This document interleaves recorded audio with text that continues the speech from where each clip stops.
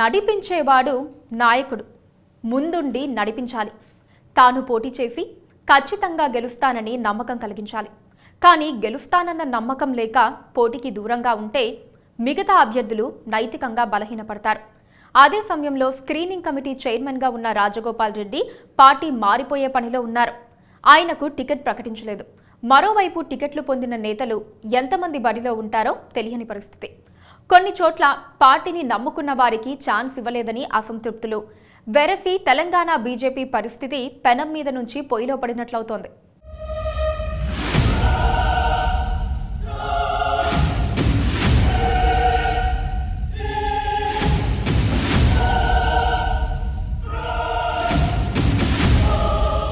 Telangana BJP అధ్యక్షుడు కిషన్ రెడ్డి పోటీకి వెనకాడుతున్నారు. తన పోటీ విషయంపై ఆయన సానుకూలత వ్యక్తం చేయకపోవడంతో పార్టీ హైకమాండ్ ఆయన పేరును మొదటి జాబితాలో ప్రకటించలేదు. పోటీ చేయటం లేదని ఆయన అనుచరులు చెబుతున్నారు. దీంతో పార్టీ నేతల సెంటిమెంట్ దెబ్బతింటోంది. మిగతా 3 ఎంపీలను అసెంబ్లీ బరిలో నిలిపారు. కిషన్ రెడ్డి పోటీ చేయకపోవటం వల్ల ఇతర సీనియర్ నేతల్లో సెంటిమెంట్ దెబ్బతింటోంది. తామే ఎందుకు పోటీ చేయాలని కొంతమంది ఫీల్ అవుతున్నారు. రాజ్యసభ సభ్యుడిగా ఉన్నందున లక్ష్మణ్ కూడా పోటీ చేయటం లేదు. మరికొంతమంది సీనియర్లు పార్టీ పదవుల్లో తమకు తర్వాత ఎఫెక్ట్ పడుతుందని అనుకుంటే పోటీకి దూరంగా ఉండాలనుకుంటున్నారు. రాజస్థాన్, మధ్యప్రదేశ్ వంటి చోట్ల కేంద్ర మంత్రుల్ని, సీనియర్లను బీజేపీ హైకమాండ్ బరిలోకి దింపుతోంది. కానీ తెలంగాణలో మాత్రం ఆయా సీనియర్ల డిమాండ్లకు తలగ్గుతోంది. ఇది మొత్తంగా బీజేపీ క్యాడర్ సెంటిమెంట్ పై ప్రభావం చూపుతోంది. భారతీయ జనతా పార్టీ అభ్యర్థులను ఎంపిక చేసే screening committee chairman Rajagopal Reddy Congress లో చేరిపోయేందుకు దారి వెతుక్కుంటున్నారు. తనపై ప్రజల ఒత్తిడి ఉందని ఆయన చెప్పుకొస్తున్నారు. కాంగ్రెస్ లో చేరాలని ప్రజలు కోరుతున్నారని, తాను ఇంకా నిర్ణయం తీసుకోలేదని చెబుతున్నారు. ప్రజలు ఒత్తిడి చేస్తున్నారని అన్నారంటే కాంగ్రెస్ లో చేరాలని డిసైడ్ చేసుకున్నట్లని అందరికీ అర్థమవుతోంది. బీఆర్ఎస్ ను ఓడించే పార్టీ బీజేపీయేనని ఆయన బీజేపీలో చేరారు. కానీ ఇప్పుడు ఆయనకు బీఆర్ఎస్ ను ఓడించే పార్టీగా కాంగ్రెస్ పార్టీ కనిపిస్తోంది. మునుగోడులో ఎన్నిసార్లు సర్వే చేయించుకున్నా కాంగ్రెస్, బీఆర్ఎస్ అభ్యర్థులు బరిలో ఉంటే తాను గెలవడం సాధ్యం కాదని తేలడంతో ఆయన పునరాలోచనలో పడ్డారు. కోమటిరెడ్డి వెంకటరెడ్డి తన సోదరుడి కోసం మునుగోడు టికెట్ను రిజర్వ్ చేయించుకున్నారని, ఆయన పార్టీలోకి వస్తారని, అందుకే పాల్వాయి శ్రవంత్ని అభ్యర్థిగా ప్రకటించలేదని అంటున్నారు.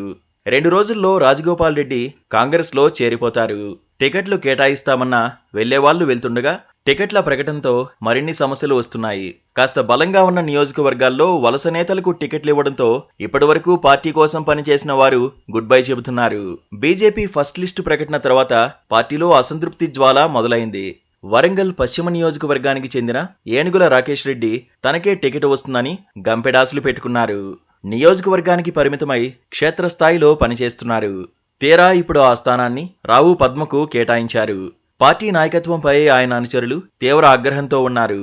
మానకొండూరులో పార్టీ సీనియర్ నేత శంకర్కు కాకుండా ఇటీవల కొత్తగా చేరిన ఆరేపల్లి మోహన్కు టికెట్ కేటాయించింది. రామగుండంలో ఇటీవల చేరిన జడ్పీటీసీ కందుల సంధ్యారానికి టికెట్ ఇచ్చింది. గోషామహల్ టికెట్ కేటాయిస్తామనే బలమైన హామీతోనే విక్రమ్ గౌడ్ హస్తం పార్టీని వీడి కమలంగూటికి చేరారు. రాజాసింగ్ పై వేటు, తదనంతర పరిణామాలతో క్షేత్రస్థాయిలో చురుగ్గా పనిచేస్తున్నారు. తీరా తొలి జాబితాలో ఆయన స్థానంలో రాజాసింగ్ అభ్యర్థిత్వాన్ని ఖరారు చేశారు. దీనిపై ఆయన తీవ్ర ఆగ్రహంతో ఉన్నారు. టికెట్ల కోసం సీనియర్లు కూడా వెనక్కి తగ్గకుండా ఒకే స్థానంలో పోటీ చేస్తామని పట్టుబడటం కూడా సమస్యగా మారుతోంది. ఈ అసంతృప్తిని కవర్ చేయటం బీజేపీ రాష్ట్ర నాయకత్వానికి తలనొప్పిగా మారింది. నిజామాబాద్ అర్బన్ నుంచి మాజీ ఎమ్మెల్యే, పార్టీ రాష్ట్ర ఉపాధ్యక్షులు ఎండల లక్ష్మీనారాయణకు బీజేపీ మొండి చేయి చూపించింది. ఆ స్థానం నుంచి ఎంపీ అరవింద్ సూచించిన ధన్పాల్ సూర్యనారాయణ గుప్తాకు సీటిచ్చింది. అరవింద్ పై లక్ష్మీనారాయణ తీవ్ర ఆగ్రహంతో ఉన్నారు. ఇది ఎటువైపు దారి తీస్తుందో చూడాలి. ముథోల్ నియోజకవర్గంలో గత ఎన్నికల్లో బీజేపీ 2వ స్థానంలో ఉంది. కానీ అక్కడ పార్టీ కోసం కష్టపడిన జిల్లా అధ్యక్షురాల్ని కాదని కాంగ్రెస్ నుంచి కొత్తగా చేరిన రామారావు పటేల్కు టికెట్ ఇచ్చారు. దాంతో జిల్లా అధ్యక్షురాలు గుడ్ బై చెప్పే పనిలో ఉన్నారు. బలంగా ఉన్న చోట్ల అభ్యర్థుల్ని ప్రకటిస్తేనే అసంతృప్తి వెల్లువలా తన్నుకు వస్తోంది. దీన్ని సర్దుబాటు చేయడానికి సీనియర్లు ఎవరూ చొరవ చూపడం లేదు. కిషన్ రెడ్డికి తీరిక ఉండడం లేదు. మహబూబ్ నగర్ అసెంబ్లీ నియోజకవర్గం అభ్యర్థిత్వం ప్రకటన బీజేపీకి కొరకరాని కొయ్యగా మారింది. ఈ విషయంలో కరవమంటే కప్పకు కోపం, విడవమంటే పాముకు కోపం అన్న సందంగా ఆ పార్టీ పరిస్థితి తయారైంది. తనకు ఖచ్చితంగా ఆ సీటు కేటాయించాలని డీకే అరుణ పట్టుబడుతోంది. జాతీయ నాయకత్వం మాత్రం ఆ సీటును మాజీ ఎంపీ జితేందర్ రెడ్డికి ఇవ్వాలనే ఆలోచనలో ఉంది. దీనికి ఆయన సుముఖంగా లేరు. తన కొడుక్కి ఆ సీటిస్తే ఖచ్చితంగా గెలిపించుకుని వస్తానని అధిష్టానం వద్ద సవాలు చేసి మరీ పట్టుబడుతున్నారు. దీంతో ఎటూ తేల్చుకోలేక ఎన్నికల కమిటీ ఆ నియోజకవర్గ అభ్యర్థిత్వాన్ని తాత్కాలికంగా పక్కన పెట్టేసింది. ఓవైపు ముఖ్యులందరూ బరిలో ఉండాల్సిందేనని జాతీయ నాయకత్వం ఆదేశించినా చాలా మంది మాజీ ఎంపీలు, ముఖ్య నేతలు పోటీకి నిరాకరించడంతో బలహీన అభ్యర్థులను ప్రకటించాల్సిన పరిస్థితి ఆ పార్టీకి వచ్చింది.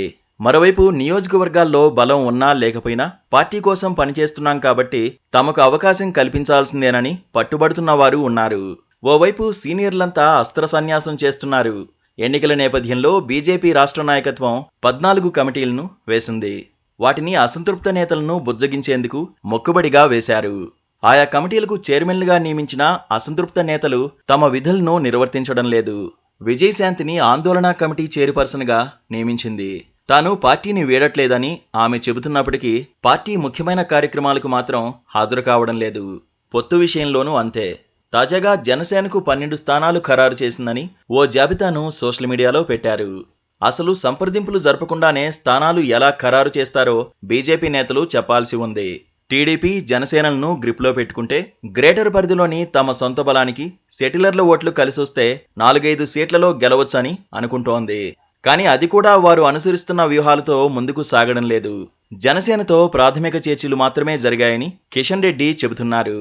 అక్కడ క్లారిటీ ఇవ్వడం లేదు. మొత్తంగా బీజేపీ గందరగోళ పరిస్థితుల్లో ఉంది. అభ్యర్థులు, వ్యూహం ఏది ఓ పట్టాన ముందుకు సాగటం లేదు. ఓ 10-15 సీట్లు వస్తే కింగ్ మేకర్ కావచ్చని చూస్తోంది. అంతకు మించి ఆశలు పెట్టుకోవటం లేదు. దానికి తగ్గట్లే ఎన్నికల సన్నాహాలు ఉన్నాయి.